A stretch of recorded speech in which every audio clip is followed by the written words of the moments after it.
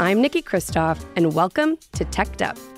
I know my voice sounds a little gravelly, and I hope you'll still listen to this full episode, even though it was even worse when we taped it a couple of days ago. Today, I'm chatting with Kevin Roose, New York Times award-winning reporter and author of Futureproof, 9 Rules for Humans in the Age of Automation. He joins me to talk about how the AI future is not utopian or dystopian, but something in between. And it's our human traits that are going to keep each of us relevant and resilient in the age of artificial intelligence. Quick note, I'm blaming Sudafed for mixing up Valley and Village in a story I tell in this episode about the Salesforce monks. And I know, Salesforce monks are a thing. Welcome, everyone, to the latest episode of Teched Up. I'm going to start by addressing my voice. Is it sexy?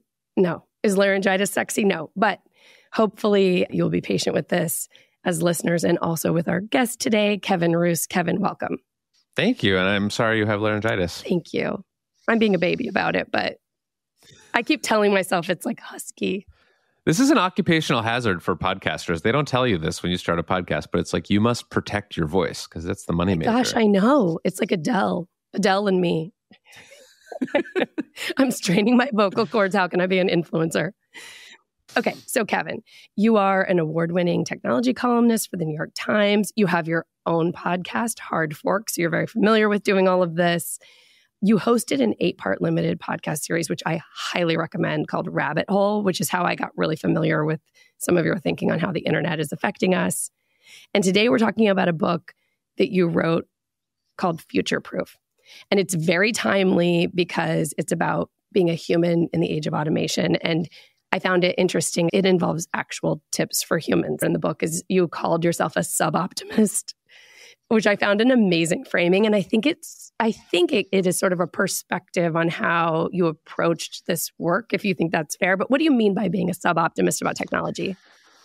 Well, I was trying to figure out a way to sort of label myself or slot myself into a sort of nomenclature that people would understand about, how I feel about AI. Because that people ask me all the time, how do you feel? And the implication is you either have to be an optimist or a pessimist, a utopian or a dystopian. You have to think that AI is going to solve all of our problems and lead us into a glorious, future where we don't work and we just get all our needs provided for by the robots. And we're like the people in WALL-E who are just, strapped to our chairs, playing video games all day. Or you have to believe that it's going to literally kill us all. And there hasn't been a lot of nuance and a lot of shades of gray in between those two options. I think that AI can and may solve many problems for us, may be incredible. It may, help us cure disease. It may help us address climate change. It may help students get better education. It may help people be more productive at work. But the key word there is may, because we have run these experiments before where we throw technology into the world very suddenly. We had it during the Industrial Revolution. We had it in the 20th century when factories got automated and electricity became available. What happens in every period of technological change, if you go back and study it, is that some things get way better and some things get worse. And it makes people's lives harder and easier sometimes at the same time. And so I think both the utopians and the dystopians miss the reality, which is that technology and technological change has very clear upsides in many cases, but it also has clear downsides. And so I was trying to sort of carve out a middle path there between sort of full-throated optimism and full-throated pessimism. Right. The doomers versus the tech utopians. And I think actually there's sort of a meta point, your personal human approach to this issue, which is humanity and sort of uniquely human traits are what are going to help people survive or even thrive during this transition. So I want to get into that. But first, I want to talk about one of my favorite topics, which is tech billionaires. So for my sins, I have spent a lot of time around tech executives and founders and just CEOs. And my take is, usually they're not driven by pure avarice and often don't see around the corner to the externalities. So we just talked about sort of big industrial revolutions, but there's also just the recent history. When I started at Google in 2007, we didn't have iPhones that came out that year. nobody, I think, anticipated the harms of social media addiction and the attention economy. One thing I would love you to talk about is sort of what these executives are saying publicly about artificial intelligence, and then the meeting after the meeting, what you're hearing, the scuttlebutt, what they say in private, because I don't think those are aligned. No, they're not. And that was actually one of the things that made me want to sort of write this book. And one of the sort of things that got me interested. I actually took a trip back in, I think, 2018 or 2019, one of those years, but pre-COVID. What is it? It was all 100 years ago. Right, exactly. Time is a flat circle. No one knows. Right. So I was in Davos at the World Economic Forum, and I was covering it as a journalist. And, if people don't know what this is, it's like a big confab. All the, biggest capitalists running all the biggest companies go to the Swiss Alps and, hang out and go skiing and go to meetings all week. And I had gotten invited by the Times, and I was there, and I was talking with, I was hearing all these discussions. They have these panels and talks, and everyone was sort of very optimistic about AI, how it's going to empower workers, and it's going to, like fix the bad parts of people's jobs, and it's going to be great for society. And then I would the panels would end, and I would go to dinner or drinks, or I would be in a hotel lobby, and I would just hear these same executives, these same titans of industry, talking in very cynical and, I would say, sort of cutthroat capitalist terms about how they wanted to use AI at their own businesses. They were not saying I want to empower workers. They were saying, I want to get rid of workers. I want to spend way less than I currently do on things like, customer service departments or accounts payable, sort of back office functions. They were very excited by the possibility that AI could help them shrink their cost basis, operate with higher margins, and eventually make more money for themselves and their shareholders. So I was struck by the sort of difference between those public and private conversations. And I think that is true of a lot of people in the industry right now who are saying publicly that they're so optimistic about how this technology will benefit humanity. Meanwhile, they are trying to use it at their own businesses to sort of shave costs, get rid of people, and are not spending much time thinking about the sort of human cost of that. It's so interesting. You're right. Maybe at a macro level, they do have this idea that technology can have all these positive externalities, but they're shareholder-driven companies. They got to look at their bottom line, and absolutely they're going to displace workers, which leads us to the most important concern with AI right now.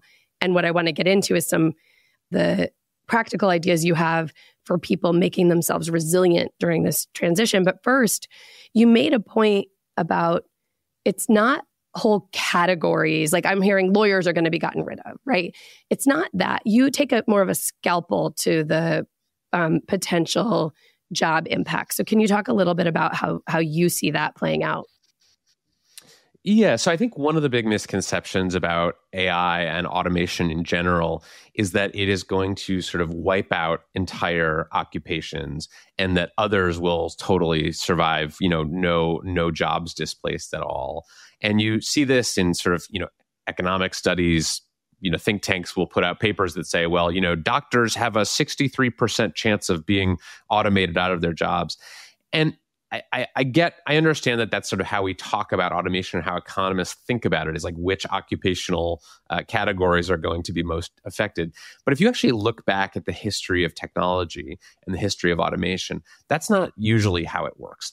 It's hard to name jobs that totally disappear as a result of technology. There are a few, like there used to be people who operated the elevators, and there aren't anymore, or like toll booth collectors. That's a job at least in California where I live that has completely disappeared.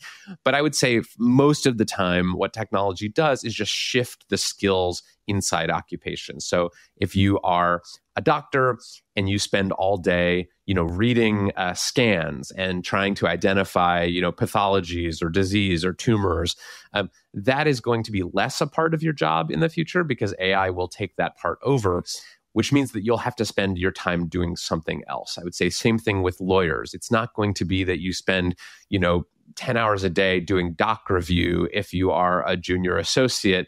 It's going to be, you're going to be spending that time working with clients, maybe writing, maybe checking the outputs of whatever AI system you're using to do doc review, but it's not going to be sort of sitting there and looking for issues in contracts or something like that, because that is something that AI is going to do. So I think people should start thinking about it more as a tool for displacing tasks within jobs rather than entire jobs. It's interesting you mentioned that. I did doc review. I was an attorney for a couple of years. I'm a recovered attorney now. And I was actually paid a fortune to, I mean, Coco the gorilla could have more easily done what I did, which is just like put Post-it notes on bankers' boxes full of documents. I mean, that's all I did was sit in an office putting Post-it notes on things. It was a totally terrible use of resources.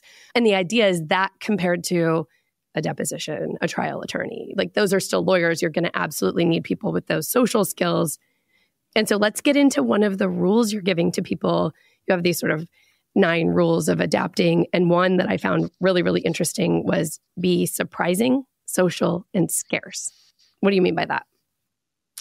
Yeah, so this was my attempt to kind of answer the question of like, well, if AI is going to displace all these tasks and affect all these people's jobs and, you know, their ability to make money, like what is safe? What can we predict with some degree of certainty won't be replaced by AI anytime soon? And I asked like many people, researchers, executives, engineers, sort of like where are the safe zones? Where are we pretty much guaranteed to be able to find meaningful work into the future? And what they told me was basically what I distilled down into these 3 categories: surprising, social, and scarce. So let's just take them one by one. So surprising is sort of work that involves chaotic situations, messy situations, jobs with high sort of variance within them, which would include things like, you know, a preschool teacher. Like that is not a job that AI is going to do anytime soon because it's just too chaotic. It involves too many crying, you know, children and too many people, you know, hurting themselves and needing to be consoled. And just every day looks different. Every hour looks different. And so AI, it really likes rules and regularity. That's why, for example, you can play chess with an AI at a superhuman level. But, you know, if you tried to give it one of these more chaotic tasks, it would sort of fall apart. So the more surprising your job is, the more protected it is. Social, the second category, is jobs that involve meeting emotional needs rather than material needs. So you can think of like a therapist or a home health aide or a nurse, but also, you know, jobs that we wouldn't typically think of as being social, like a barista is a job that is actually, you know, if all you wanted was someone to make you a cup of coffee, like you could do that at home. Everyone's got a coffee maker. But it turns out that when people go to Starbucks or Phil's or Pete's or whatever, like you want someone to smile at you and say good morning and, you know, greet you. And that turns out to be an important part of that job that is not sort of captured by, can this job be automated or not? So this social category is sort of work where even if we could technically automate it, we're going to prefer that a human do it because it does something for us socially. You mentioned real estate. You mentioned real estate agents at one point, and I just bought a house.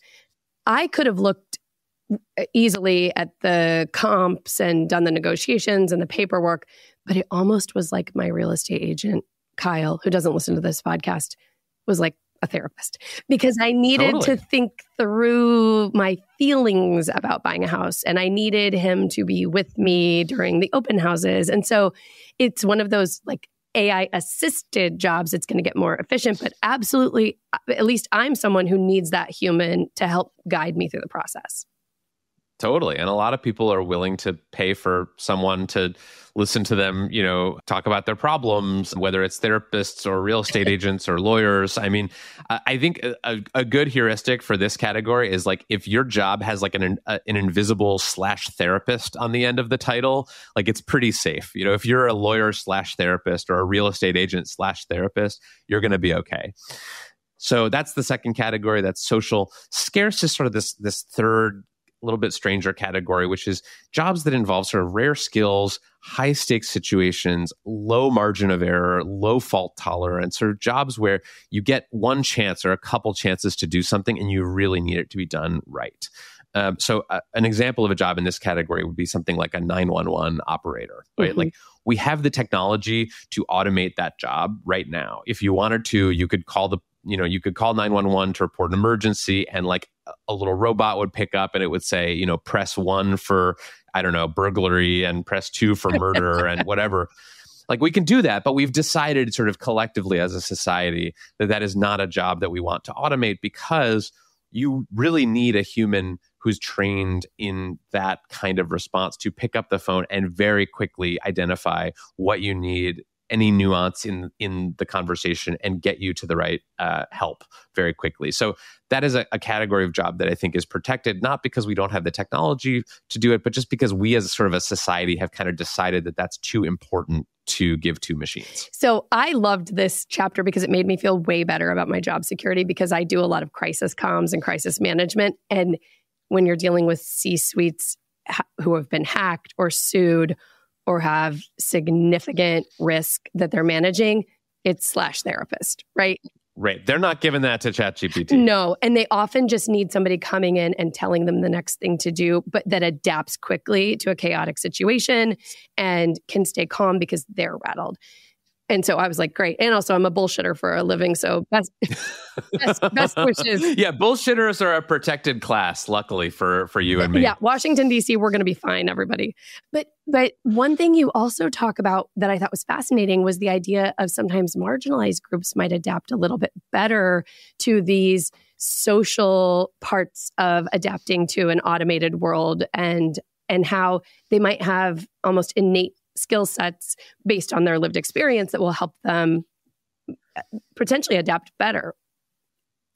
Yeah, this was an interesting point that I wish I could take credit for this, but I sort of stole it from some folks in the AI industry who basically pointed out to me that like these skills that are going to be very important in future jobs, the ability to empathize with people, to connect with them, to hear their problems, to solve their problems, like these are skills that are disproportionately found in sort of the care professions, which do have larger shares of women working in them, things like nurses and so on. So those jobs I think are going to be pretty safe and stable well into the future. But I remember talking with an economist named Jed Kolko, who is gay, and was telling me like one of the sort of advantages that people who have spent time in the closet have is sort of this ability to kind of like read a room, to sort of size up people in a new social situation and see like who is safe, who is trustworthy, like this kind of emotional intelligence that is sort of hard to teach and hard to capture in any kind of like a skills assessment or anything, but that actually is a very sophisticated kind of emotional intelligence that actually will help people in many of these groups sort of adapt to a changing workplace. Yeah. And you had mentioned potentially women and racial minorities, underrepresented minorities also have to code switch, which again is sort of adapting in a human way to what's happening around you, which a machine is not going to be able to do. Totally. So I think in part this is like sort of wishful thinking a little bit on the part of the people who think this, because I do think that there will continue to be structural barriers for marginalized groups. A lot of people are talking about is that we may end up sort of in a world where these so-called soft skills, which is a term that I hate, but this is something that that these actually do become more valuable than the quote unquote hard skills that people like engineers and executives have. Right, because you can replace that. I actually extended this. This is a personal take on it, but as I was thinking about this, I don't know, maybe this is wishful thinking on my part, but I had a pretty tough childhood.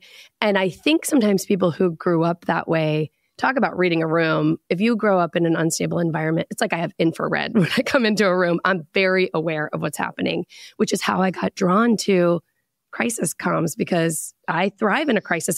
Since I was a kid, have been really used to that.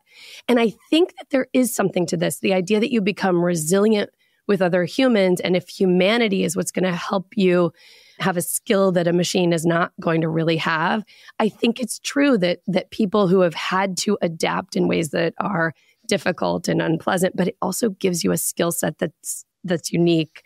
Here's your time to really use those skills of emotional intelligence. Maybe it's overly optimistic. We'll see. I think it's a possible outcome. I don't think it's destined to happen, but I think it's possible. And I do think that one of the hard things is that for many years we've been teaching children, but even adults, that those kinds of skills aren't important, right? That if you want to get a job and stay employed and make money, you need to like major in STEM and learn to code. Learn to code was sort of this big trope for many years. And I heard it growing up too. Like, if you want to succeed in the future, you have to essentially like turn yourself into a computer almost. You have to like become sort of cold and analytical and hardworking and numerate. And you learn to code and become an engineer. Like, that is the path. And so there's this whole generation, maybe multiple generations of people who have grown up with that sort of being hammered into them. And I think it's just wrong. Like, I think that was maybe true for a while and is definitely not true now. When I go around Silicon Valley and I ask, executives, like, what are the skills that you are hiring for? What are the kinds of people that you're trying to identify? What is valuable now in the workplace? They're not saying like 10 years of Python experience or JavaScript experience. Like, I literally had one CEO tell me, he said, I've got all the engineers I need, but I can't find salespeople. I can't find people who have that skill of connecting and of persuading and of collaborating. Like, that is not an easy thing to find, especially in the Bay Area these days. So I'm taking that as a signal that these kinds of soft skills, and I'm putting that in air quotes, are going to become much more valuable in the future. Humanity is going to be important. Okay. The other thing I think is really interesting that you talk about, and again, I mean, it's my podcast, so I talk about myself a lot, but machine drift. I've drifted so far into the machine, it's like I can't even get my way out. Can you explain what machine drift is? Yeah, machine drift was sort of my way of sort of trying to describe what I felt happening in myself and saw happening in others and knew was happening sort of more broadly in the world, which is this feeling that we are sort of gently and gradually giving over many parts of our human agency and decision-making to machines. And I don't just mean like, ChatGPT or something like that. I mean, I was writing this at a time where it was like algorithmic social media was the big sort of advance in AI, right? You had the YouTube algorithm, the Spotify algorithm, the Facebook algorithm, the Instagram algorithm. That these machines were essentially sorting the world for us, showing us what they considered important or interesting, and in many ways sort of taking over our decision making, right? If you're just listening to the Spotify Discover, algorithmically generated playlist, like, you are in some sense giving over your taste to the Spotify algorithm. And I saw this happening in my own life. I knew it was happening in the lives of many of my friends and colleagues and people that, would write in to tell me that this had happened to them. And so I think this is a really important step in the process of kind of becoming more resilient to technological change, is sort of realizing the parts of ourselves that we have already kind of given over to the technology and trying to claw those back, because I think that is really important, that we can use AI and all these tools to make ourselves more efficient and productive, maybe even happier, but we really have to keep at our core the ability to make decisions about our own choices and preferences and values. And be original. Sometimes I feel like, I actually said this the other day to someone, I'm like, I don't think we have any original thoughts. Like, I think I like this thing because I keep seeing ads for it. And do I actually like it?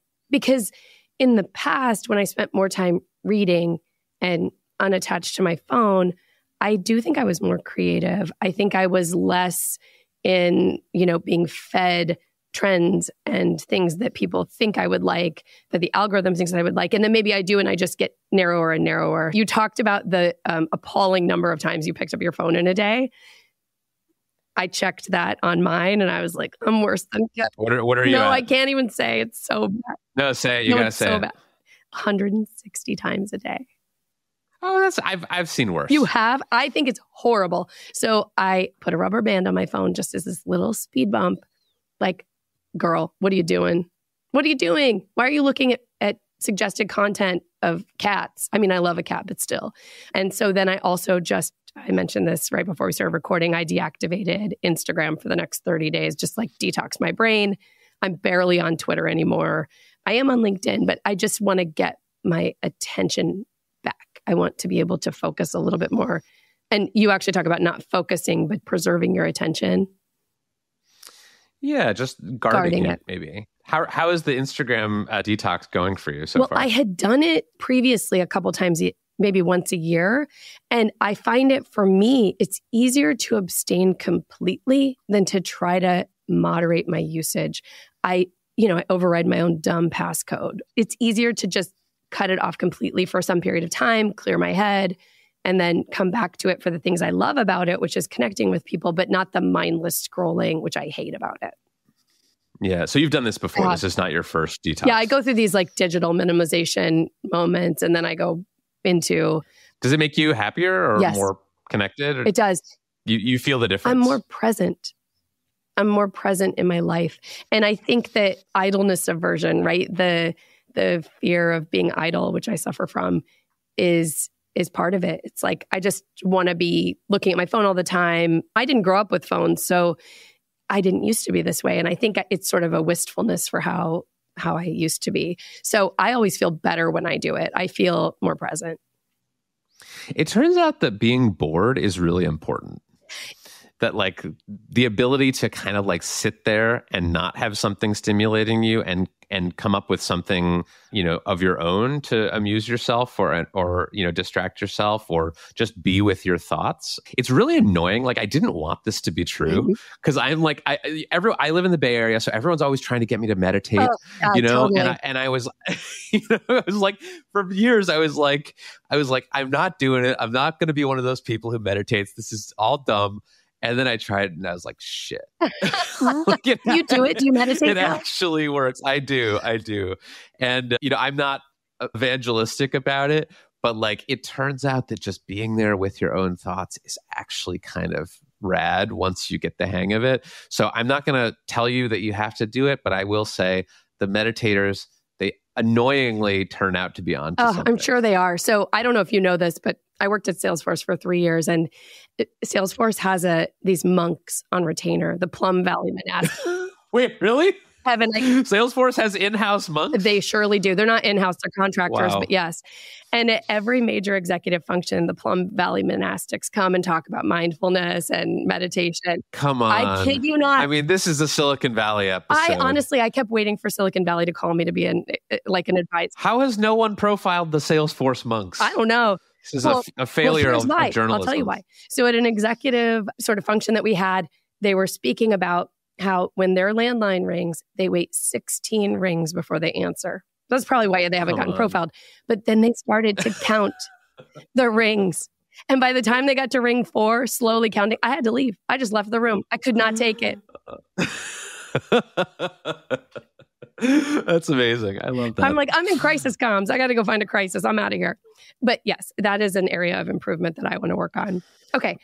So the last thing I really want to talk about is there are jobs that are absolutely at high risk of being eliminated. And those are something you call endpoint jobs. And so I think for people in those positions, it's really worth thinking about what they do over the coming couple of years probably to create more employment resilience. Can you describe what that means? And then do you have any advice about it? In software, like endpoints are sort of these pieces of connective code that join two different apps together. And so basically these are jobs where you as the human are either taking instructions from a machine, a computer, an app, a program, or and putting it into another system, another machine, another app, another program. And some of these jobs are things like Uber drivers, DoorDash delivery people, these jobs where you're literally like your boss is an algorithm. It's telling you where to go, what to do. You are just sort of the human fleshy, interface to that algorithm.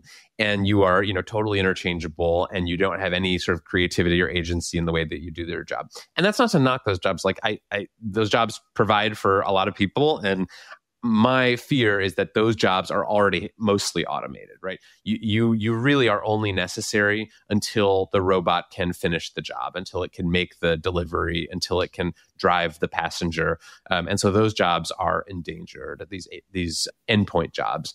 And, but that's not to say that they're all sort of gig work jobs. There are a lot of jobs in a lot of highly paid industries. A lot of, people making 6 figures are doing what essentially are endpoint jobs. They are taking, things from a sales projection and putting it into a database. They are taking things from one programming language and converting it into another programming language. They're taking, PowerPoints and turning them into memos or vice versa. They used to call them swivelware back in the 80s, where you're just kind of like taking stuff from one place and putting it into another place without doing much original thinking. That is the kind of job that I think is going to be automated first. And those people should be looking for other positions or ways, even within their current work, that they can move into something less replaceable. Yeah, you want a job where your humanity matters, where it is an asset to be a human rather than a liability. Those jobs also, I think, happen to be like the most fun jobs, where you are not just like a cog in a machine. Unfortunately, there are cogs in a lot of machines. And so if you are in one of those jobs, I would say, start working on finding something where your humanity is actually a core part of what makes you valuable. Well, I know that you're not shilling this book because it's been out for a while, but we're still going to put a link to it because I really enjoyed it as a read, and it's so relevant in this moment. Especially most of our listeners are in Washington, D.C., and people are really focused on the extremes, the doomers versus the utopian folks. And I think just having some practical thoughts and more insight into the nuance around this is an important part of the conversation. So I recommend it. It's a good read.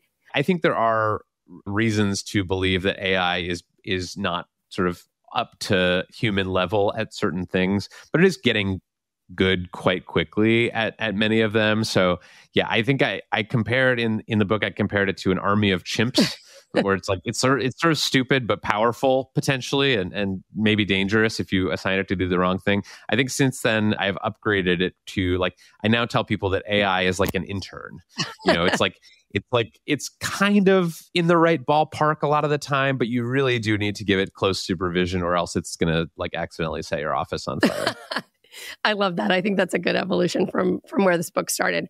I'm going to drop a bunch of links into the episode notes to your book, to Hard Fork, which is a great podcast, to Rabbit Hole, which everybody should listen to, and also to an article you wrote, I think, earlier this year, right around Valentine's Day. It was one of the strangest experiences of my life, and a nice trauma moment for me to revisit whenever people talk to me about it. You're welcome for bringing that up. Yeah. Thank you so much for taking the time to come on the show and talk. Thank you. This was so fun.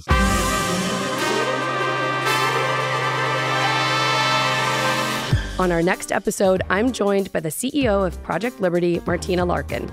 We discuss the nonprofit's mission of making the internet safer and healthier by shifting power out and down using decentralized tech. Specifically, how can DSNP help you wrangle control of your data back from social media giants? Also, what the heck is DSNP? Tune in to find out.